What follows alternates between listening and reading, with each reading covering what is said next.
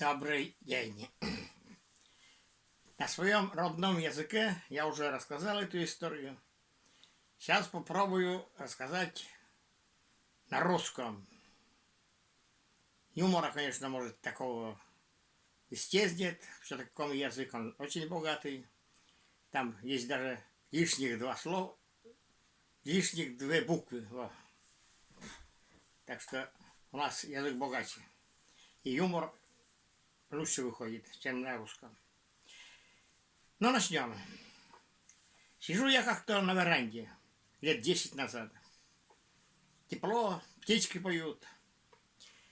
Вдруг слышу громкие голоса. Кто-то вот здесь у соседей сильно громко разговаривает. Две женские голоса.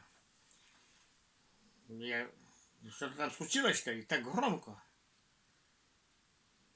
Сейчас узнаю, пойду. Пошел туда.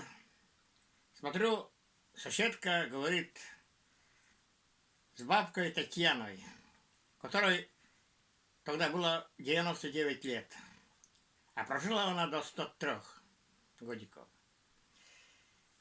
Я подошел, обнял эту бабку Татьяну. О, бабушка, давно уже я тебя не видел. Как я рад, что жива еще. И снова обнял, так крепко-крепко. Вдруг ни с того ни с сего бабка ей говорит: Игорь меня так же обнял, как ты, через неделю умер. У меня из-под ног земля куда-то провалилась. Обнимешь кого не надо, еще сдохнешь. Вот такая история была. Но пока. Это было лет 10 назад. Через неделю я так и не сдох, не умер. Но сказанула она, конечно,